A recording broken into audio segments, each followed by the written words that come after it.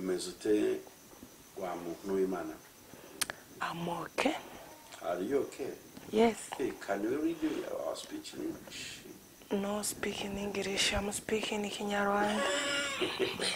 Why can't you continue in English? Because you spoke to me saying I'm okay.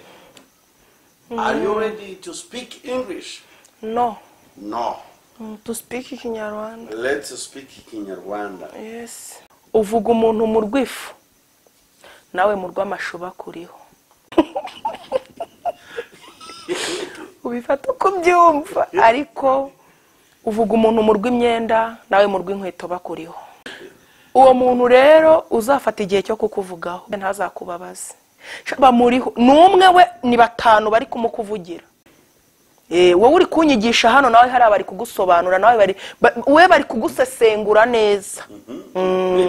Ngewe ushobora kuba nta n'ibimenyetso we ariko mu mwanya urasanga inkuru yawe ifite n'ibimenyetso video n'amafoto. Zeyo mbwira Imana ngo Mana ahantu tugiye kuba batwirukana batubwira ko dufite sida. Ku muhanda ndaharambiwe maze kuba umukobwa ujya mu mihango. Ejo izindi mayibobo zizantera inda. Ndashaka unkure ku muhanda.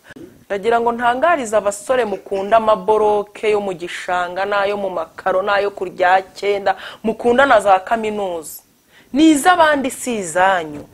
Umutungo w'iwabo w'umukobwa nuwase yavunikiye suwabo. Ariko nindi kubwira ba basore nyine baririra ibyo kwa basebukwe cyangwa abakobwa baririra ibyo kwa basebukwe.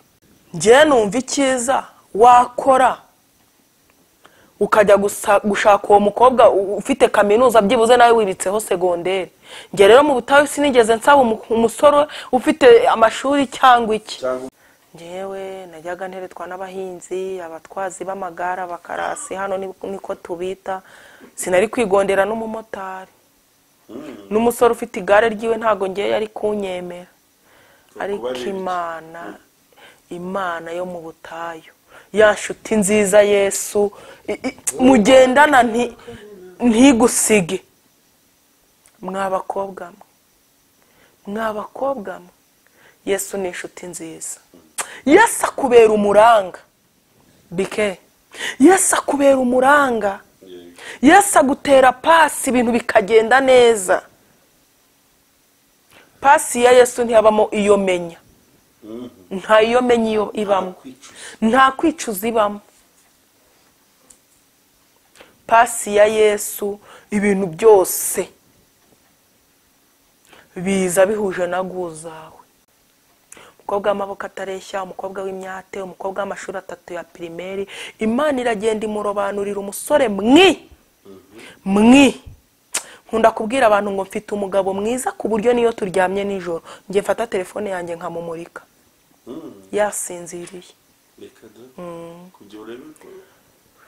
Avuga ati waye ni njyewe cyangwa ndi kurota. Ndi kurota.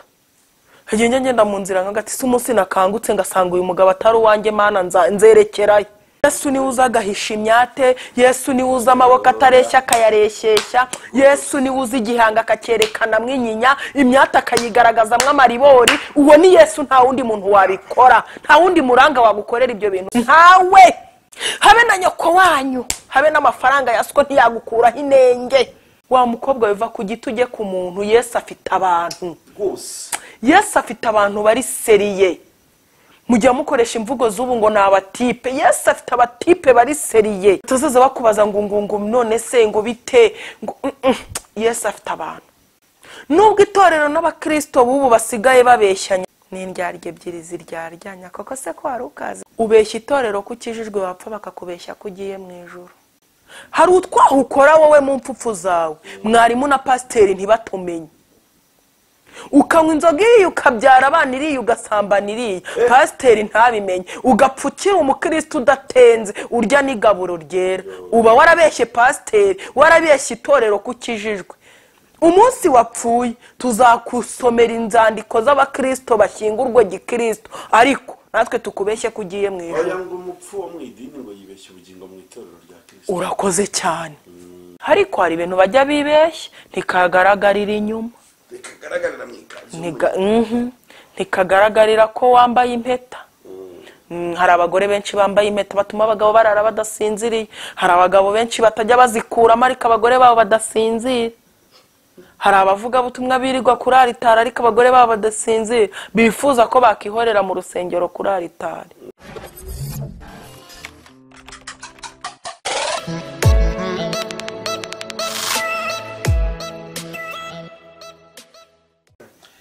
ushobora kumamagara bikemu cyangwa se bikemu wa Yesu, byose ntacyo bitwaye. No mugisha ukomeye rero ndi kumwe n'umuntu hano tugiye kuganira, turi kuri Iyogeza Ubutumwa TV.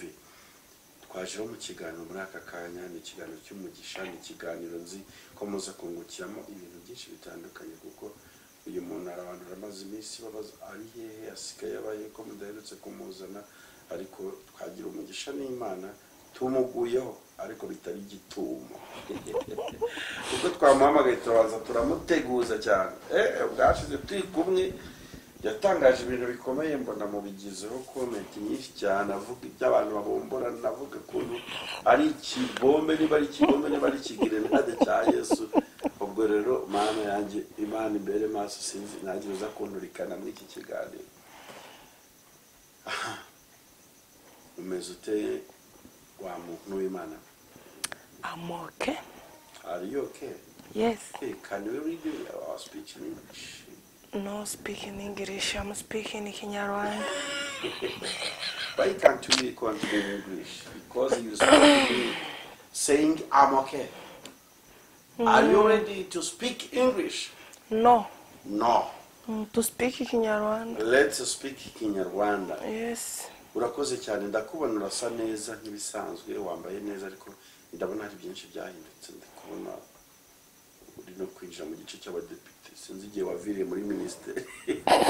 Byose turaza kubigarukaho muri iki kiganiro cyacu. Amakuru rero. Amakuru ni meza. Yego. Yego. Hari umuntu ukurikiye izina televiziyo, ari ubwa mbere akubonye, ndagira ngo ntange amahirwe wibwira abagakurikiye kugira ngo tugende bituziranye, biraza kurushaho kuba byiza kurusha. Murakoze cyane. Nitwa Niyomukiza Josepha. Ndi umumama w'abana babiri, umuhungu n'umukobwa, mfite umutwaro umwe. Umwe wemewe na leta n'itorero, cyane cyane ngewe. Yego. Wowe se uri mu kihe gice? Ninjye wabanje kumwemera mbere y'ibyo byose. Urangije umwemeza n'abandi? Mwemeza n'abandi. Na data wa twese abinshyigikiramo. Nsengera no mubyeyi Yesu yashyigikiye. Yego. Nsengera mu itorero rya Anglikani. Ndi umukristo waho, ndi umuvugabutumwa, nakira igaburo ryera, mvuga n'ubutumwa. Nibyo. Uvuga n'ubutumwa, uri umubwirizabutumwa? Ndi umubwirizabutumwa. N'umunyamasengesho? Icyo cyo nkikunda kurusha ibindi byose. Turaza kuvuga ko ari mama nde? Mama Lucky.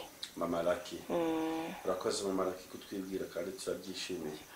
Uyu munsi turaza kuganira ku bintu byinshi bitandukanye bigaruka ku buzima bwawe. Nta wundi muntu tuza kuvuga muri iki kiganiro uretse wowe. Ariko urabizi ko ntakunda no kuvuga ku bantu. Yivuge nawe rega noroshye. Subu bike. Ntabwo wakwibura ibyo wivuga Imana yagukoreye. Uretse nanjye ubwanjye, akugira mvuge n'umuntu navuga Yesu. Mfite ibintu byinshi Yesu yankoreye navuga. Niyo ibyanjye byananira navuga n'ibya Eliya. Nkavuga n'ibya Mose. Uvuye muri Matayo ntiwabura. Sinabura ibyo mvuga kuri Yesu. Indangize njye kuvuga umuntu nka Bikemu. Ngushakaho iki koko? Ngumarire iki koko? Senga tuvuge imirimo ye. Turagushimiye Mana yacu, turaguhimbaje, dushimye izina ryawe n'urukundo rwawe, dushimye kugira neza kwawe aya masaha n'uyu munota. Kristo turakubashye, tugushimiye akanya keza uduhaye ko kuganira n'umuvandimwe Bikemu. Hari hashize igihe tutabonana ariko waratwimanye twongeye guhura. hari byinshi yahuye nabyo mwami ariko ntiwemeye ko bimuhitana. Hari byinshi nahuye nabyo ariko ntiwemeye ko bimpitana. Kameramani nuko data warahabaye nyagasani uratwimana turongeye turahuye tukweretse ibigiye kuvugwa. Ntaba ari twe ahubwo izina ryawe rishyirwe hejuru. Mwami Uwiteka ubigiremo inyungu. Urabukoze ikintu gikomeye. Ni mu izina ryawe Yesu Kristo urakarama. Amen. Utangiye ugira ati aho kugira ngo nje kuvuga abantu nakwivuga cyangwa nkavuga Bibiliya nkavuga Yesu, ariko kandi wibuke ko hari umuntu mari isaha ebyiri ari kuvuga umuntu mugenzi. Nta makuru afite. Uyu muntu namutangariza ngo uvuga umuntu mu rwifu nawe mu rw'amashuba kuriho. Uvuga umuntu mu rwifu nawe mu rw'amashuba kuriho. Uwo ni umugani w'ina Yohani cyangwa ni rusange? Ubifata uko ubyumva, ariko uvuga umuntu mu rw'imyenda nawe mu rw'inkweto bakuriho. Uwo muntu rero uzafata igihe cyo kukuvugaho bike ntazakubabaze. Bamuriho n'umwe we ni batanu bari kumukuvugira. Ni batanu bari kumukuvugira. We yari kuvuga umwe wabari kuvugwa na batanu. We abari kuvugwa na batanu. Biba biturutse ko nyine isi nyine nta munoza ni ishuri. Wowe uri kunyigisha hano nawe hari abari kugusobanura nawe bari kugusesengura neza. Njyewe ushobora kuba nta n'ibimenyetso we ariko mu mwanya urasanga inkuru yawe ifite n'ibimenyetso, video n'amafoto. Urumva? Iyi si ni ishuri. Njye sinabiri gusa ni menshi. Iyi si yanyigishije kwimenya no kumenya ibyanjye nkamenya ibyanjye. Kunyurwa n'ibyo mfite. Ubundi nkanizera Imana. Iyi si yanyigishije kutizera umwana w'umuntu kuko nta gakiza abonerwamo, ahubwo nkizera Imana. Yibasha kuvuga ngo baho ukabaho. Ibasha. Iyo ibasha kurema ibitaremeka bikaremeka. Iyi si yanyeretse aho mama wawe ukubyara atwika siperi uri gukindikiranya igitenge cyangwa se ziripendwa.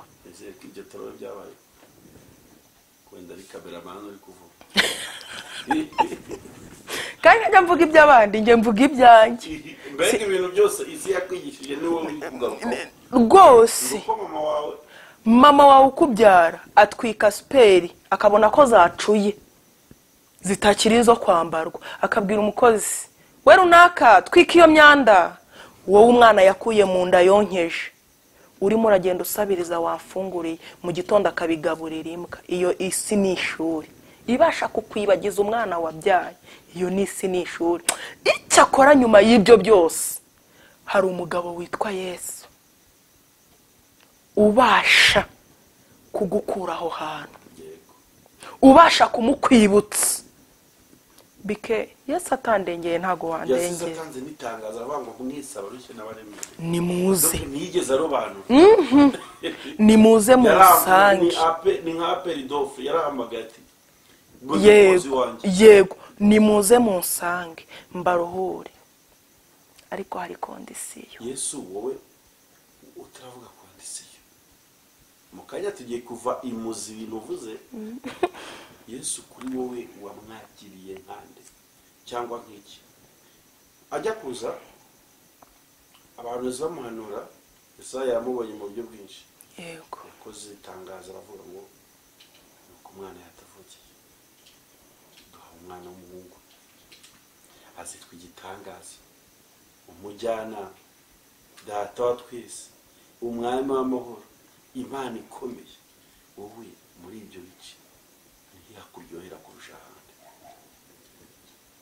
Uza hano Yesu andyohera. Yesu ni inshuti yanjye. Niyo nshuti. Iyo ntekereje ko ari inshuti yanjye numva ibintu byose bibaye amahoro. None se gusa n'umuntu utaragira n'inshuti? Niyo mpamvu iyo nibutse ko mfite inshuti Yesu numva ndyoheye kurenza ubugari. Nta nshuti nziza nka Yesu. Ntayo. Umva Bike inshuti y'isi iyo ugeze ku iriba rigakama aravuga ngo awa, uranamufungurira akanywa yarangiza akagenda kandi yabonaga ko nawe inyota ikwishe. Ariko Yesu iyo nibutse ahantu yagiye asanga tugahura bari ku nkoba akanyiyegereza kambwira ati Yosefa we mubona apfiriye nawe urimo, mubona ameneye amaraso nawe urimo, ndakizwa ntazwi nta mashuri mbona nta nshuti ku isi nka Yesu. Nge rero ntiyambera umuvandimwe, ni inshuti yanjye, ni inshuti yanjye magara. Abantu hano rero ku isi twibeshya ku nshuti. Bike inshuti yawe burya bayitera amasasu nkuko Yesu yemewe guterwa icumu mu rubavu kubera weho. Ariko inshuti zo mu isi iyo mwari batatu iyo ubavuyeho barakuvuga cyangwa bakakujajinga. Yesu rero ntajya jajingana, adutangira urubanza, aducira urubanza rwiza. Nicyo mukundira rero Yesu. Nta mugore ndabona dukundana nka Yesu. Nta mugore ndabona dukundana nka Yesu. Nta mugabo wankunda nkuko Yesu yankunze. Nta muvandimwe wankunda nkuko Yesu yankunze. Akankiza hahise, akankiza karanda, akankiza ibiki, akangira uyu Yosefu reba. Karame. Ubundi wiyibuka ryari? Wiyibuka ufite imyaka ingahe? Njyewe reka nkubwire, niyibuka guhera ku myaka yanjye 7. Ndashaka kumenya gatoya mbere y'7. Mu byo wabwiwe. Mbere y'7, ubwo mbere y'7 simbyibuka, ahubwo guhera ku myaka 7. Yego. Nta kintu wabwiwe se cy'ubuzima bwa mbere y'7? Bwa mbere y'7. Wasaga. Bwa mbere y'7.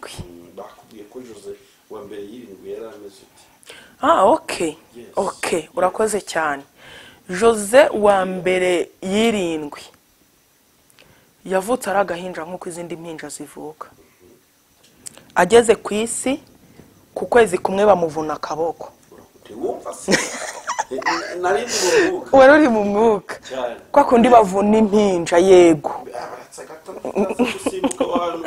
Abantu batajyanga abana bose bavutse bavuna ubuvuzi cyangwa kuburyo sobanura ibyo bintu. Kuko kwavunwe nande kubwiye mpamvu. Mbo na amateka mama yambwiye nimba ari ukuri simbizi. Mama yambwiye ko masenge uvukana na papa, mushiki wa papa.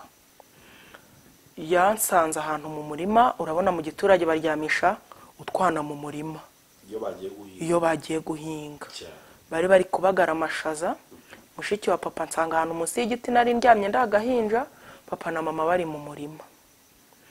Araza arabavugisha aterura mwisengeneza wenyine, nyuma za kunjomba urutoki amvuna urutugu. Amvuna urutugu. Kuboko kurabora, mama yoberwa ari ibiki. Aravuza araruha. Nyuma yaho nza kuzasanga ndi umukobwa w'amaboko atareshya. Cameraman kurura neza. Usanga ufite amaboko atareshya. Ibyo byakozwe n'ikiganza cy'umwana w'umuntu. Mu myaka 7 niho nabimenye, nikoreye ibido. Ya myaka wibuka? Yego. Yego, ari naho nabajije mama ngo akaboko kanjye kafite ikihe kibazo. Ko katareshya nakandi kuko nikandya nta kindi kibazo ngira. Ugakora neza. Oya ntago kakora imirimo nyine nk'iya kandi kaboko gakora cyangwa nk'iyo we wakora. Nko sinafura myenda myinshi, sinasekura nk'isombe cyangwa n'ibindi. Yego, sinahinga umwanya munini, sinakunama nkorope kuko n'ubumuga. Mbo mbibajije bambwira ko iyo nkuru barayinsobanurira. Bambwira ko ari masenge wamvunye akaboko. Icyo nicyo kintu nibuka. Ahita mpango n'igituntu, uburozi biti igituntu ariko by'ibitamikano. Mama we rero avuze ibitamikano ariko kumba atanazi ko akaboko kavunitse. Yabimenye igufwa ryaha ryaraboze ryaramunzwe ryararangiye. Uwo ni wa muntu twavuga ngeze kwa muganga Yesu akoresha muganga akaboko kanjye arakunga bagakuraho ngo mbe umugore w'intoki 5 gusa ubu ndi umugore w'intoki 10. Iyo ni imirimo Yesu akora nagiye mubonana. Uwo muntu wabashije kunkunda mama atazi ko nzavamwe umuntu na data. Uwo masenge yegeze kubwira mama ngo nansiga amatotori urayazi? Yego, wagende nganjugunye mu nzira udushishi tundye ubundi bashakire musaza wabo undi mugore. Urumva mama kuba yari afite umwana mw'uwo muryango cyari ikibazo, bo ntibamushakaga, ariko akumva ko nabwo kujyana umuntu ubahuza nawe ari ikibazo. Afazari napfa musaza wabo bakabona kumushakira umugore ari wa papa. Yesu ntiyabyemera, akomeza arankunda. Iyo ngiyeyo aho hantu ndamubona aracyariho, ajya mbona nkambwira ati ngewe sinapfuye ndacyahari. Niya Theo. Ntubizi ko mukunda? Nakubwiye ko byaje kunsura. Tubosabire bayaje mu Bugarama. Twibutse abantu ko turi mu karere ka Rusizi nibagiwe. Twicaye ahantu bita mu Bugarama, ahantu hari ubushyuhe bwinshi. N'ubu ndi gukora ikiganiro ndi kumva abantu bajya ndi muri sauna kabisa. Theo abaraje. Theo yaje kunsura hano. Tuhuye na Theo rero. Narishimye kuko zari inzozi zanjye kuva ndi umwana mutoya. Najyaga mbirota nkarota ndi kumwe na Theo. Avuga ariko icyamamare Theo. Turamushaka. Turamubura. Rimwe kubera ko mukunda nyine nkunda no kwerekwa ibintu byiwe. Ndamuhamagara ndambwira ati yewe neretswe. Uza mu Bugarama mu giterane. Cyakora none habifura ahageze arambwira ati yewe igiterane najemo warakimpanuriye urihe ngo usure. Agera hano mu rugo abantu barahurura, umusitari Theo yansoye. Nguko ko wavuye Bugande. Aha. Jene ribarirahiye. None se Jose Karame. Umuntu akugire nabi cyo.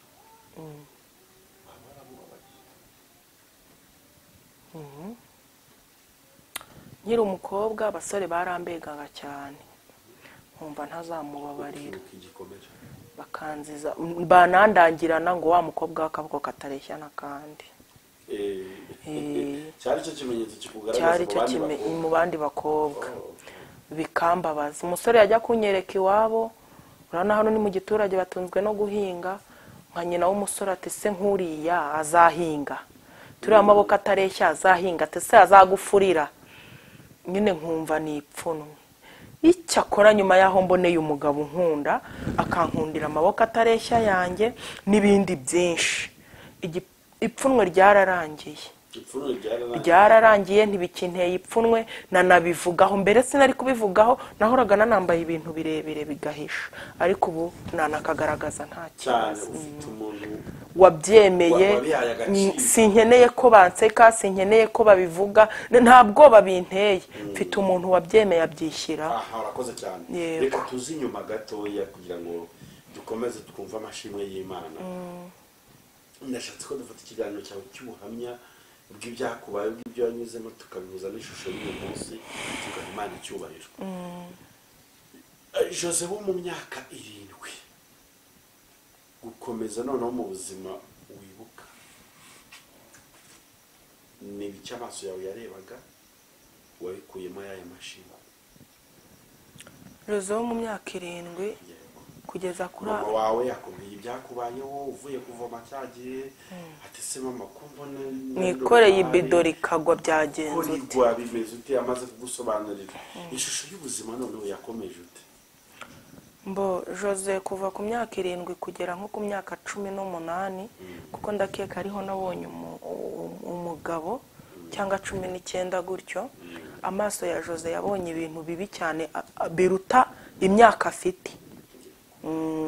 Nabonye ibintu nari kukubwira ko iyo myaka yanjye ukumva ibintu nabonye n'imyaka mfite ntaho bihuye cyangwa nakubwira ijambo kubera ubuzima ukagira ngo ni nk'umukecuru w'imyaka 50 uri kubwiye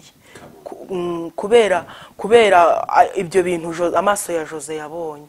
Amaso ya Jose yabonye ibintu bibi cyane muri iyo myaka bimwe nawe bimwe ntanashobora kumenya aho mbihera. Ku myaka 9 nahambye papa naramushyinguye 9 mfite bwa bumuga yego. Ku myaka 7 niho navuye mu karere ka Nyamasheke kuri Kavukire iwacu tuza hano mu kibaya cya Bugarama.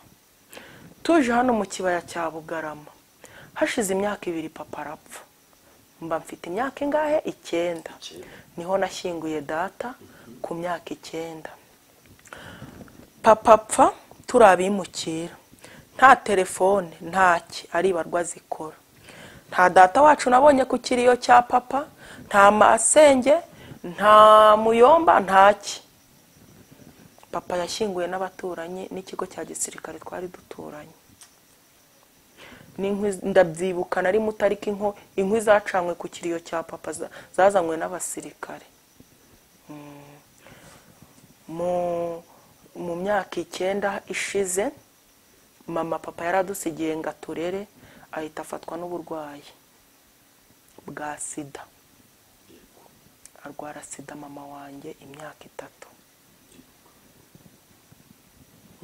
Ntabwo yari yarigeze ajya ku miti, sida yaramuzahaje cyane.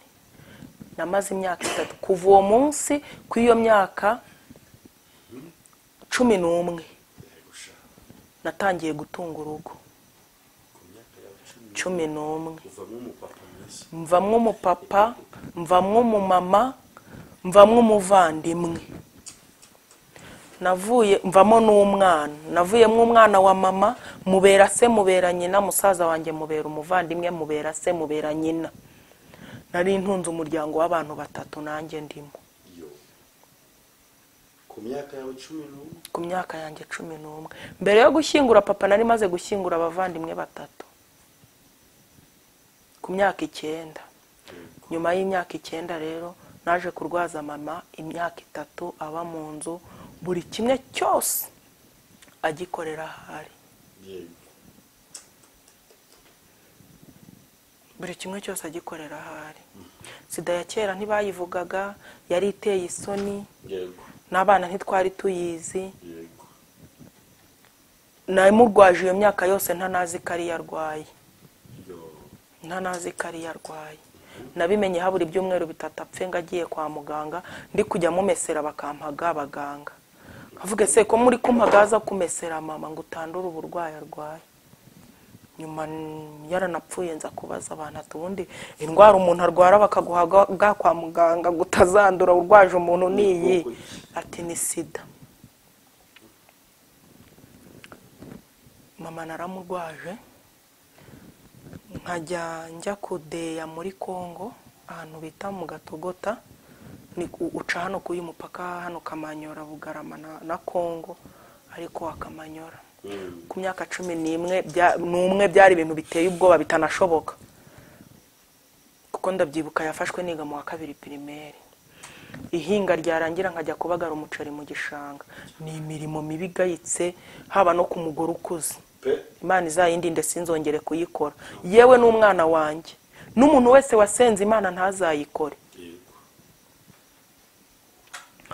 Byaje kurangira muri iyo myaka 3 nkajya njya gusoroma isombe. Ibyo ni ibintu amaso ya Jose yabonye bibi cyane. Nkajya njya gusoroma isombe yo hirya mu gisheke, nkaza nkarishora hano, saa 9 zagera nabuze nungurira iry'ijana nkarimena ngataha, kuko hana benshi bisoromera mu mirimo. Ndi butahejere makambaza icyo kurya, mama wiri urwaye akambaza icyo kurya. Nashyika mu rugo nakibura, najya kwiyahura ku Rusizi, ababyeyi bakangarura ati humura. Yego, hari umumama bita Clemencia, mama Baritazari yarangaruye ngiye kwiyahura. Icyo gihe wari ugiye kwiyahuza iki? Nari ngiye mu Rusizi, mu ruzi. Numva kubaho bindambiwe. mama yararwaye sida, twajya mu baturanyi bakaduha akato, twararaga ahantu ku Musumba, imisurire ikaturya n'umutotozi, tukazana ibintu by'ubushita ku mubiri twakwishimagura, batubona nyine natwe bakatubonamo ubwandu. Ntihagire umubyeyi utwicazanya n'abana be cyangwa ngo adusangize. Bikaba ngombwa ko nitubura ibyo kurya turi bujye ku baturanyi. Byaje kurangira rero afashe umwanzuro wo kujya kwiyahura. Bikaba kenshi ariko Imana ikangarura. Ndashaka gutangariza abantu ngo nimba Imana igufiteho umugambi, ukaba uri umushinga udashobora guhombera Imana, nubwo iby'ikuzimu byakasama ntabwo bizakumira. Nimba Imana ikureba ikakubonamo inyungu ejo hazaza, ipfa kubikubonamo inyungu.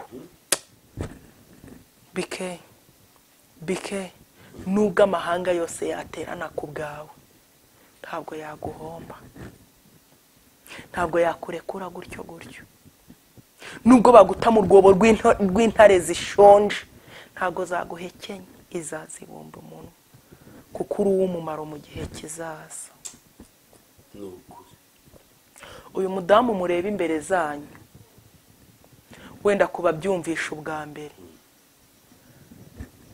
mu myaka yanjye 16 nari mfite umwate wabikamo 5 by'amanyarwanda. Umwate ni ikizaka, bya bintu bisatagurika ku gatsinsino, wabikamo 5 by'amanyarwanda bikibera mu icyumweru. Nagize imyaka 17 ntarambara akamambiri cyangwa bodaboda, ngendesha ibirenge. Igihe cyaje kugera rero mama ndamuhamba, arapfa maze ibyumweru 3 murwaza, mva imibirizi nkajya muri Kongo mu Gatogota kudeyayo, nkazana 100, 200 nkayasigira, 400 nkayasigira musaza wanjye, 200 nkayarya irindazi n'akanyobwa, 400 nkayashyira mama ku bitaro ahantu arwariye.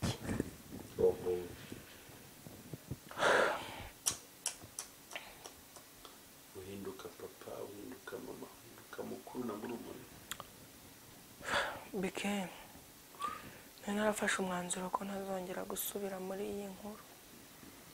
Tugomba kuyisubiramo, ni amateka. Bike kuva mu gitondo kugera mu kindi gitondo nkarya irindazi ry'ijana n'akanyobwa k'ijana, ngakora urugendo rw'amasaha hafi 6 n'amaguru cyangwa 8. Ubwo amasaha agize umunsi 28, nashoboraga kugera ahantu ndi buruhukire saa 8 z'ijoro. Saa 8 z'ijoro, kandi ubwo naho habaga ari ku mupaka hanze, utagira ngo ni mu nzu. Ku mupaka nkajya kuharara kugira ngo mu gitondo nzafata akajeto ka mbere. Bya byumweru 3 byandutiye ya myaka 3. Byarandemereye kurenza imyaka 3. Imana rero iza kumukuramo umwuka, tugeze ku rwego rwahambwira ngo mwana wanjye njugunya mu bitaro ujye kurera musaza wawe, ngewe nimpfa ibitaro bizampa imbwa zindye cyangwa se bimpambishe. Ntabwo nabashije kubona ukuntu mujugunya, kuko yari mama wambyaye, ntabwo nari kubishobora. Nararindiriye kugeza ku munota we wa nyuma, apfa nka saa 9 z'ijoro, namanutse namuvuyeho, kuko iyo namushyiraga ya 400 n'ubundi nahitaga amanuka. Ngeze ku mupaka barampamagara, barambwira ngo bahamagara umuntu twari turi kumwe, mutubwirire wa mwana w'amaboko atareshya urwaje nyina imibirizi ko mama we yapfuye. Naraje nza kubibwira musaza wanjye aho yarari, ndabwira ati yewe mama yapfuye. Umwana w'imyaka 5 yarambwiye ngo Imana ishimwe musaza wanjye. Yego, Imana ishimwe. Jeremy, Imana ishimwe gute kandi mama yapfuye? Ngo ubu natwe turajya tujya kwa mama runaka duha ibyo kurya ataducyuriye, ngo turi abana b'umugore urwaye sida. Barajya baduha ibiryo twitwa imfubyi. Natwe barajya baduha ibiryo ku biryo twitwa imfubyi bataducyuriye ngo turi abana b'umugore urwaye sida. Ubwo mwana wabimbwiye ubu afite imyaka 21. Natangiye kumurera afite 3. Mama bwarakeye nzamukana na mudugudu ku ibyo bitaro na mutekano tujya kumushyingura. Twashyinguye mama turi abantu 3. Abantu 3. Ubwo yari wowe na mudugudu na mutekano.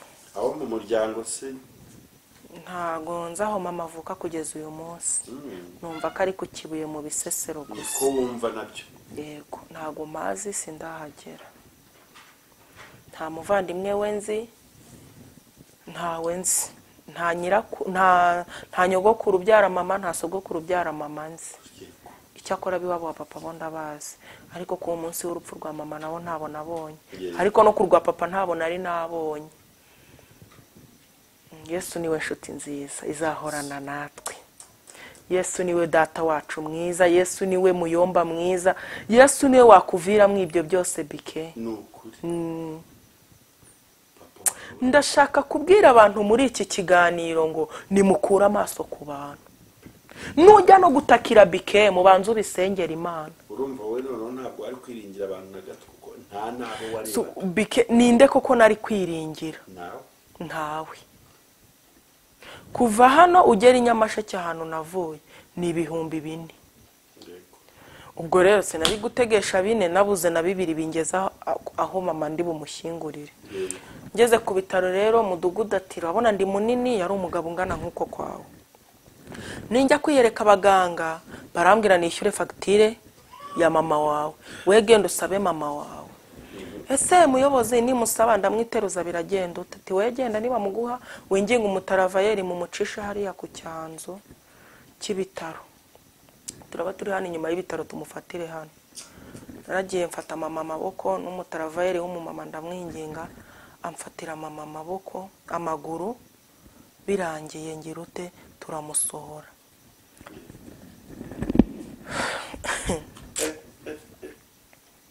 Tumaze kumusohora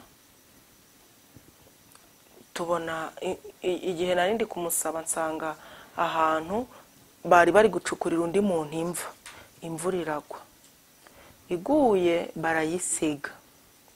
Bayisize sinzi ko narebye hepfo gutya y'inzira ndayibona, mpamagara babaga ati muze mbereke, timurebe hariya hepfo. Nta kubazanya nta kitwahise dufata mama wanjye tumushyiraho mu icyo cyobo, dusunikisha amaboko icyondo, mama turamushyingura tumusiga imibirizi ndataha. Umwana yansigiye w'imyaka 5 ugafite imyaka 21. Ni wowe uwo musaza wanjye. Mwavuze ngo Imana ishimwe. Mw'ibyo byose rero nta nshuti n'imwe natangiye mbabwira ngo inshuti ninde ni Yesu. Nta nshuti n'imwe negeze mbona, nta muntu n'umwe negeze mbona. Nzi neza ko n'uwampaye 100 ryiwe ni Yesu wari ubimutegetse. Kuko niwe nshuti w'imfubyi, niwe uvukana n'imfubyi, niwe se w'imfubyi, niwe mugabo w'abapfakazi. Ndabinginga cyane mwabantu mwe ngo mumwiringe. Ko wari wambajije ngo mu myaka yawe ni biki wabonye, amaso yawe wabonye byaguteye kwizera ko Yesu ari inshuti nziza? Ni ibyo ngibyo. Yesu yankuye ku muhanda, urabona nduyu mumama mureba cyangwa se bikema areba. Yesu ku muhanda agabuze igera bite? Imyaka 2. Mayibobo kureba ureba nabi kaba yanagukura mwiyirinde kandi uyambaye. Umenye igihe bayigutwaye, uhaha ukagera mu rugo ugira ngo urabifite kandi warinsigiye. Uwo yari Jose. Ariko ngubu nanjye ndi umumama bahamagara mama. Baretse kadusubira inyuma gato turavuga kuri umumama. Ntibiba byoroshye. Mu nzozi ukiri umukobwa wari ufite wumvaga wifuza kuzarongorwa n'umugabo umeze ute? Ko abana b'abakobwa bakomeretse hari igihe baba biringiye ibyiringiro mu rugo ari basigaye ubuzima.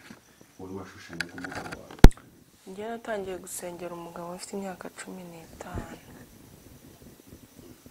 niho nagiye mu butayu muri Murya ndambiwe ubuzima bwo ku muhanda. Ndabyibuka musaza wanjye namutaye mu zindi mayibobo nza muri njya kuba muri Murya mu butayu bwa Murya ndakeka urabuzi.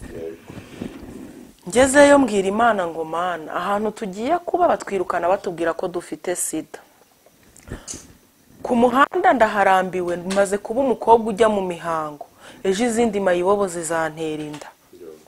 Ndashaka unkure ku muhanda ariko umuntu mbona uzancunga tukabana kugeza mpfuye nta wundi uretse umugabo. Ababyeyi bamfashe ntibemera kunderana n'abana babo kubera yuko bavuga ko ndwaye sida. Yego. Mfasha rero unkure ku muhanda umpa umugabo. Kuva uwo munsi ntangira gusengera umugabo. Ntabwo nasengeye umugabo ufite akazi. Ntabwo nasengeye umugabo ufite akazi. Ntabwo nasengeye umugabo wize kuko sinari narize. Ntabwo nasengeye umugabo w'umukire kuko nari umukene. Gusa nasabye umugabo. Nasabye Imana umugabo. Sinasabye Imana amafaranga. Imana icyo nkeneye ni umugabo. Imana mpa umugabo. None se waje kumubona byaje gucamo nagawe n'ababana? Musore wa mbere yaranterese guhera uwo munsi aranyanga sinagiraga iyo ntaha niyomva. Uwa kabiri aranyanga sinagiraga iyo ntaha niyomba nta n'icyerekezo cy'ubuzima. Ndagira ngo ntangariza abasore mukunda amaboroke yo mu gishanga nayo mu makaro nayo kurya cyenda mukunda na za kaminuza niza abandi sizanyu. Bike uranyumvishe? Niza abandi si ibyabo. Umutungo w'iwabo w'umukobwa n'uwase yavunikiye si uwabo. Hari umugore aruka kuza kunyitapaguraho ngo baguze imodoka ebyiri ngo bubatse i Kigali ngo harimo na etage. Ni umukobwa iwabo bahinga yagize amahirwe akundwa n'umwana wo mu bakiri. Umumama araza arambwira ngo ngo dufite nginze ebyiri ngo harimo ni Kigali etage ngo imodoka ebyiri kandi ni umukobwa wavuye mu rugo rw'abakene ajya gushaka akundwa n'umusore w'umukire. Sebukwe yakoreye inoti ibyuya bya sebukwe. Nk'uwo nguwo ari kuza akabyirataho cyangwa akabikwirataho kandi ni ibintu yaje asanga bihari. Uwo muntu miliyoni ziwe 5 500 yawe y'ibiceri arayaruta kuko wewe wayabiriye icyuya. Yego. Bike wayabiriye icyuya uzaho yaturutse. Aka kanya ahanye gatanya n'umugabo we niyo bamuhereza miliyoni 10 zashira kuko ntaza aho zaturutse yazirya atazongeraho. Ariko nindi kubwira ba basore nyine baririra ibyo kwa basebukwe cyangwa abakobwa baririra ibyo kwa basebukwe. Nje numva ikiza wakora ukajya gushaka uwo mukobwa ufite kaminuza byibuze nawe wibitseho segonderi. Nge rero mu butayu sinigeze nsaba umusoro ufite amashuri cyangwa iki cyangwa ubutunzi kuko nta na kimwe nari nibitseho. Nasabye Imana umugabo uturutse kuri yo. Imana rero insubiza nk'Imana. Yego. None koze ikintu gikomeye. Yego. Tingiye kubera ko nta kintu nari mfite n'amashuri nari mfite. Nasabye ko Imana nk'umugabo. Dore ko wowe ikintu wifuzaga ku mugabo atari amafaranga ahubwo urukundo wari warabuze mu bwana bwawe. Yego. Ese umugabo yaje kuboneka? Ese yabonetse ryari? Umugabo yarabonetse ndakeka yarabonetse afite nk'imyaka 18 19 gutyo. Yego 19 gutyo niho umugabo yabonetse. Ku myaka 19. Mwahuriye icyo gihe? Twahuriye mu modoka. ndi kujya mu butayu gusenga, nawe ari gutaha ajya mu rugo iwabo, ansaba nimero ya telefone. Mbona ari umusore mwiza cyane uvuka ahantu mu bakire, arantereta. Njyewe najyaga nteretwa n'abahinzi, abatwazi b'amagare, abakarasi, hano niko tubita. Sinari kwigondera n'umumotari. N'umusore ufite igare ryiwe ntago ngiye yari kunyemera. Ariko Imana yo mu butayu, ya nshuti nziza Yesu, mugendana ntigusige. Mwabakobwa mwe, Yesu ni inshuti nziza.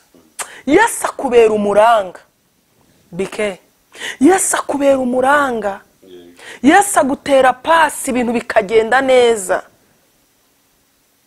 Pasi ya Yesu ntiyabamo iyo menya, nta iyo menya iyo ibamo, nta kwicuza ibamo. Pasi ya Yesu ibintu byose biza bihuje na guzawe. Umukobwa w'amaboko atareshya, umukobwa w'imyate, umukobwa w'amashuri 3 ya primaire, Imana iragenda imurobanurira umusore mwi. Nkunda kubwira abantu ngo mfite umugabo mwiza ku buryo niyo turyamye nijoro ngiye mfata telefone yanjye nkamumurika yasinziriye. Avuga ati waye ni njyewe cyangwa ndi kurota? Ndi kurota. Hagenda ngenda mu nzira nkagati se umunsi nakangutse ngasanga uyu mugabo atari uwanjye, Mana nzerekerayo, ngasanga ibi buzima ndimo ataribwo, ngasanga zari inzozi. Ntacyo abararose neza. Umva nimba ari nazo zizaguma uko sinzakanguke, nzazipfiremo.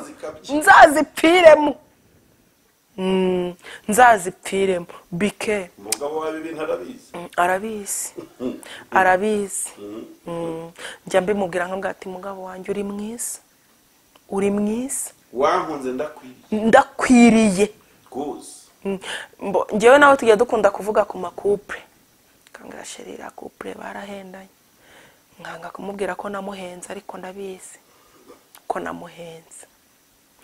Gutya visa umugabo wanjye arandenze ku bwiza, ariko buriya nanjye hari ibintu nyine nujuje yankundiye ngewe ntazi cyangwa wowe utazi, ariko byose ni Yesu bikora. Yesu ni uza agakatura imyaka, Yesu ni uza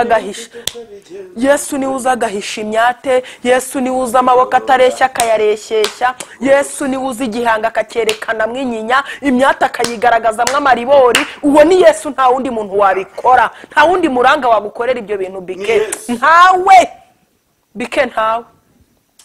Habe na nyoko wanyu, habe n'amafaranga yasiko ntiyagukuraho inenge, ntago yarekeshya akaboko. Ntawe. Mukanya ndimo ndareba kuri screen yawe hano nabonaga ubukwe. Uriya mugabo. Basinzi niba tuza gutaruka, ariko ndashaka kujya kuri page y'ubukwe bwawe, ishusho y'ubukwe bwawe n'ukuntu mwashyingiwe, ariko sinshaka ko ari amakuru duhisha abantu. Twabanye n'umugabo wanjye tudashingiwe. Sinjya mpesha 19 mwarahuye muhita mukomezanya. Turikomezanyira kubw'impamvu z'ubuzima. Nta hantu nari gusabirwa, nta hantu nari gukorebwa, nta hantu nari gukorerwa ubukwe, n'izindi ntambara ntari buvugire hano kuri kamera. Ariko Yesu aramushikamisha za mpamvu b'abasore bose na ba mabukwe ba mbere barebagaho, zuko ntazahinga, zuko ntazakarabya umwana, zuko nzabyara nkabura umuntu ngemurira, nkabura umuntu uza kumpemba. Umugabo wanjye kuko Yesu hari umuntu, Yesu yaramuhagaze mu bitugu. Yajya ava kuntereta bakamuhamagara bakamubwira ati ye uriya muntu mwari muri kumwe uramuzi? Ati ndamuzi. Tuzi ko afite ubwandu yavukanye? Ati njya numva babivuga. Babikuye kuri cya gikomere cya mama wanjye. Bike mfite umugabo w'intwari, uretse no kuba ari na mwiza ni n'intwari. Ahantu hari Imana imuhugisha. Mutware wanjye ubahwa, mwita Bobo. Bobo ni iki bisobanura? ubwo ni na akantu kanjye nyine. Yego yego, uyu mugabo rwose ahantu ari yubahwe. Oya niyubahwe rwose, ni intwari yanjye, niyubahwe. Igihe kirageze rero muhuye gutyo muhise munajyana. Ndamwibwira ndambwira ati ndi imfubyi itagira shinge na rugero, mwibwira wese bajya bamuhamagara tubundi urabizi ko nanabyara nta n'umuntu uzaza kuguhemba, ati ndabizi. Wa mukobwa ngusabye kureherezwa na Yesu, ngusabye kureherezwa na Yesu. Wa mukobwa biva ku giti ujye ku muntu. Yesu afite abantu rwose, Yesu afite abantu bari seriye. Mujya mukoresha imvugo z'ubu ngo n'abatipe. Yesu afite abatipe bari seriye, batazaza bakubaza ngo none se ngo bite ngo Yesu afite abantu. Bike umugabo wanjye ntago yigeze ambaza ngo none se ngo isambu yiwanyu ngo bikina. Yakunze ngewe uyu nguyu areba, ngewe uyareba nibikomere byanjye byose. Iwacu muri quartier nitwaga Mama Jeremy kubera wa mwana ndera. Basore bamwe bakure baza bakanagira ngo koko ndi umufiyemere, ndi nyina wa mwana. Abo nsobanuriye bakabyumva abandi ntibabyumve. Ariko we araza arankunda, nkundana na musaza wanjye. Ubuzima bwo gukora ubukwe buranga, tubona tutabona ubushobozi. Akodesha inzu tujya kubanamo. Tubana n'umugabo wanjye tutipimishije sida, kandi yari yarabwiwe n'abantu barenga 5. Nanjye ubwanjye yarabimbaje ati se kuba byambwira kugira sida nibyo. Tiye numva ko mama yishwe na sida, nimba nyigira ntayo nzi. Ntabyo nzi. Ntabwo yigeze ambwira ngo tujye kwipimisha umutware wanjye. Twipimishije tugiye ku gipimo. Yari yakunze. Ubundi iyo ukunze umuntu mukundana n'ibyawe byose. Yari afite urukundo rwa Yesu yamushyizemo. Yesu agukundana n'ibyaha byawe akabikubabarira. Yesu agukundana n'ubukene bwawe akabugukiza.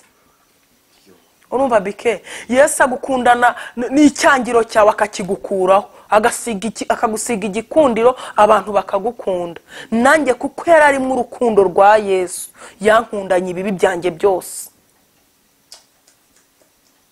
Icyakora ndashima Yesu, ujya utuma abantu bayo batavuga ngo iyo menya. Bike ubu ndakeka mu basore bambenze nta n'uwakora ku mishumi y'inkweto z'umugabo wanjye. Uwo niwe Yesu rero.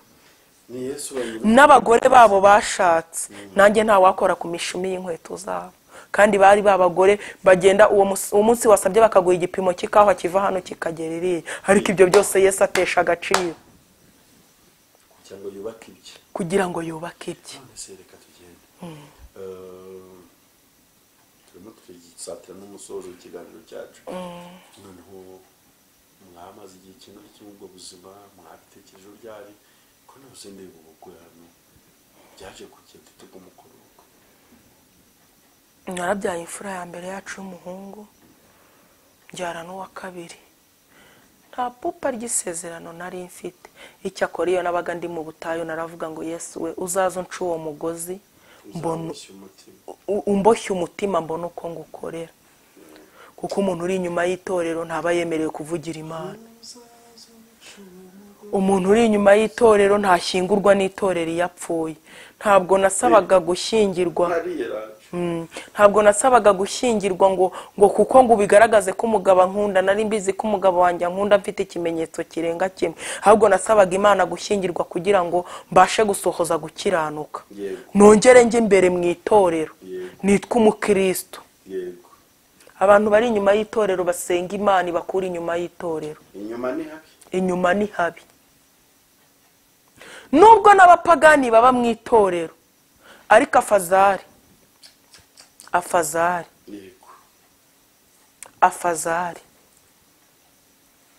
Nubwo itorero n'abakristo bubu basigaye babeshyanya Bike, n'indyarya ebyiri ziryaryanya. Koko se ko wari ukazi Bike?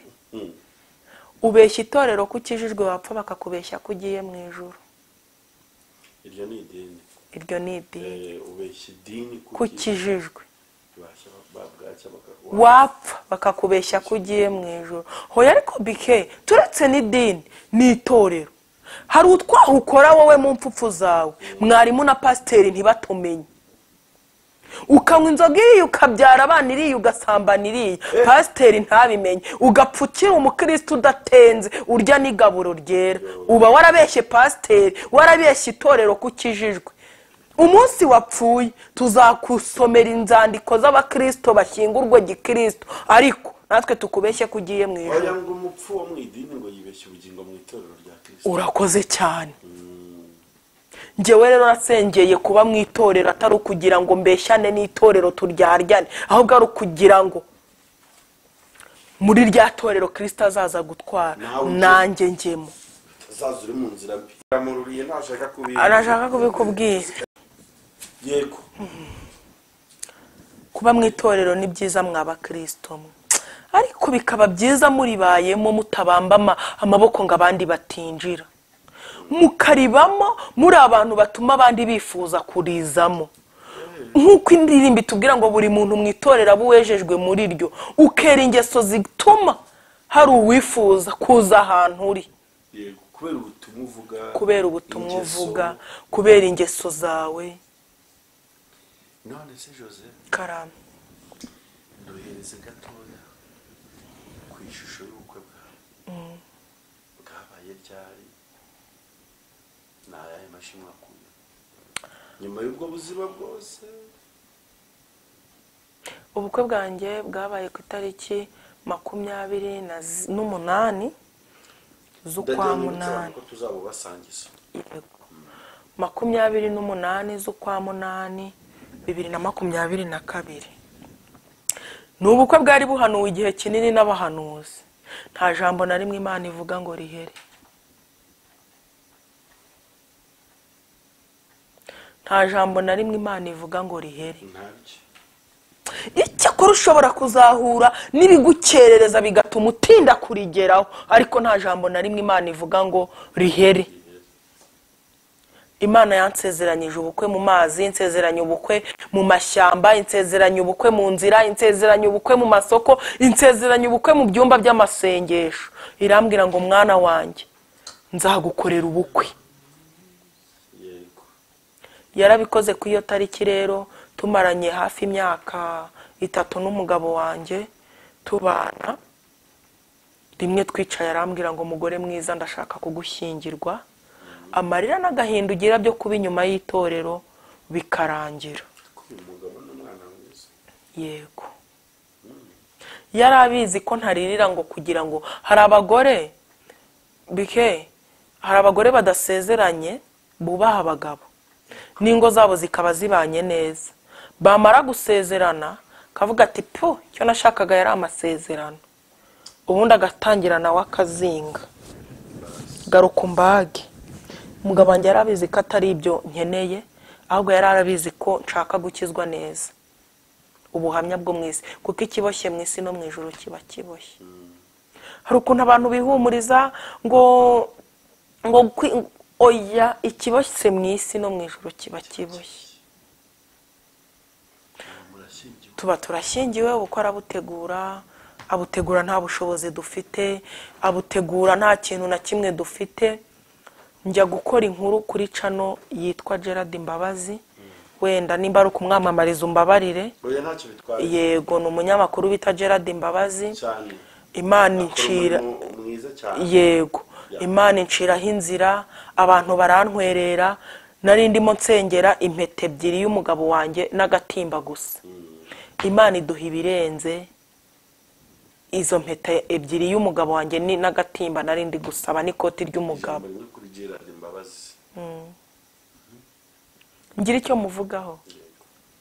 Ndamukunda cyane. Ndamukunda cyane. Cyane cyane cyane. Impamvu ebyiri zituma umukunda ugatsindagira cyane. Ni umunyarwanda ufite ubumuntu muri we. Ni umunyarwanda ufite ubumuntu muri we. Bike atandukanye n'abanyamakuru bose twahuye. Si umwadeperi, ntagenda mu by'uyu murimo, ntabishyuhamo, ntabyiyoberanyamo, ariko ashobora no kuzajya mu ijuru. kubera ko ni umuntu ufite ubumuntu muri we, ni umunyarwanda ufite ubunyarwanda muri we n'indangagaciro z'ubunyarwanda. Niwe muntu nabonye wubaha ikiremwa muntu uko cyaba gisa kose, uko cyaba kimeze kose, kandi akakisanzuraho. Rweme Gerard Mbabazi, Imana iguha umugisha. Umugore w'i Rusizi mu Bugarama aragukunda n'umutima we wose. Mufata nka musaza. Naramubwiye ati nakifuje ko mu kindi kinyejana twazavuka tuvukana, byibuze tukaba duhuje DNA z'amaraso, tuvuka mu ndimwe, wenda byanezeza kurushaho. N'urwo rukundo nkundamo Mbabazi. Kandi Imana imuha umugisha, azagura indege atunge Gerard Air, nimba ari Gerard Air, azatunga ama etage, amahoteli ngengera mu mujyi wa Kigali handitseho amazina yiwe kuri n'amajase y'amamodoka banditse, azatunga tunganirwa. Kuko mu bantu batumye ubukwe bwanjye bugenda neza, Gerard Mbabazi arimo, n'abantu bamukurikirana bose. Yesu abaha umugisha. Buri muntu wese warambuye na 500, ndabyibuka ko mu bukwe bwanjye hari abagiye banyoherereza ibiceri 500. Imana ibaha imigisha myinshi, ibakubiri. Njyana n'abasengera mu butayu njyayo, Imana ibakubiri. Yego, ijambo nari mvuze kuri Gerard Nili. Yarakoze cyane. Ubukwe bwabaye neza, wabisobanuye. Mbona ikanzu nziza. Yego, mugabo wanjye abona ikoti, imiryango iraterana, nanjye nambara impeta. Ntayo nari nambaye, nambaye impeta. Ba bantu bapimira agakiza k'umuntu yashyingiwe, ubu ndakeka noneho ntacyo kunshinja bafite. Bagapima bakakabona. Ariko hari ibintu bajya bibeshya ntikagaragarira inyuma, ntikagaragarira ko wambaye impeta. Hari abagore benshi bambaye impeta batuma abagabo barara badasinziriye. Hari abagabo benshi batajya bazikuramo ariko abagore babo badasinzira. Hari abavuga butumwa birirwa kuri alitari ariko abagore babo badasinzira, bifuza ko bakihorera mu rusengero kuri alitari. Ariko ndashima Yesu wankuye inyuma y'itorero, nanjye akangira umugore w'umugabo, cyane ku mateka yanjye yahahise, kubona umuntu unyisinyaho akangira umuntu wiwe akavuga ati Jose we n'imiruho yawe yose nkwisinyeho. Numvaga ari ibintu bidashoboka, ariko muri Yesu biremera. Muri Yesu biremera.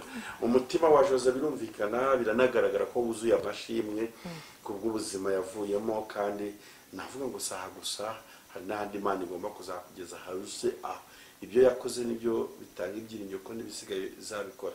Tutarasoza ibintu tumaze kuganira ni byinshi cyane, wabona hashize isaha tuganira. Iki kiganiro cyawe urifuza kugituma kuri bande kubera iki? Nube butumwa rusange waha abantu bari bakurikiye kino kiganiro. Ikiganiro cyanjye mba mbona ari nk'ubuzima bwanjye. Ubuzima bwanjye ni icyigisho.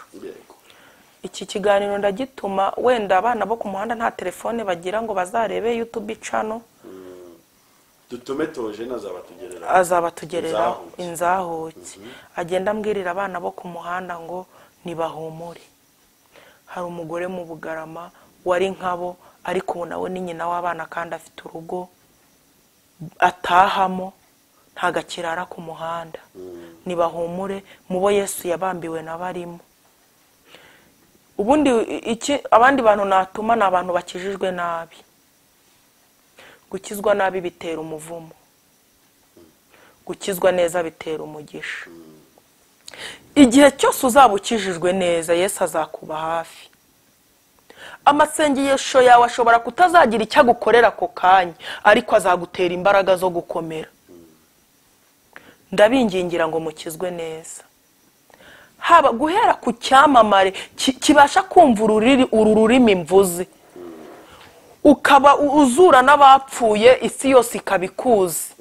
Aba bagore tubona ku ma YouTube n'ahandi, ikontorore neza umenye kukijijwe neza. Nusanga ukijijwe nabi, ukizwe neza, kuko gukizwa nabi bitera umuvumo. Gukizwa nabi bitera umuvumo. Urakoze cyane. Ubwo ni ubutumwa bw'umunsi cyangwa se ushingiye ku kiganiro twarimo tugirana na Jose cyangwa se Mama Lucky. Noneho kandi ugiye kuza udusengera n'abo bantu bose bari muri ibyo byiciro, ariko hari umuntu dukurikira ushaka kuba yakuvugisha, we nawe reka tureke kumwe amahirwe. Nimero yanjye bambonaho iba no kuri WhatsApp ni 0788 Yego. Dusengera. Turagushimiye Mana yacu, turaguhimbaje, tugushimiye kubw'akanya keza waduhaye tukaganira data wakweho kirogoya zose, nushimwe. Ibi bintu mvuze nzi neza ko hari abantu bashonje bagiye kongera guhembuka, nzi neza ko hari abantu bari bihebye ariko kuko bamenye ko Yesu ari we nshuti nziza izahorana natwe. Mwami mukunzi mwiza, abo bagiye kongera bagira ibyiringiro. Hari abantu bari bakijijwe nabi bari kuvangavanga ibyawe, ariko Mwami bagiye kongera bahindukire bakizwe neza, basubire ku isoko neza. Mwami ingegera zo mu gakiza n'amayibobo zibeshya ibyawe zigiye kongera zikosore urugendo zigende neza. Mwami ubu butumwa ndakwinginze ngo buri wese uzabwumva, Nyagasani nabivuze nk'umuntu ariko wowe uzamubuza amahoro nk'Imana, kandi nukeneye ubutabazi bwawe umutabare nk'Imana, mu izina ryawe Yesu Kristo, amen.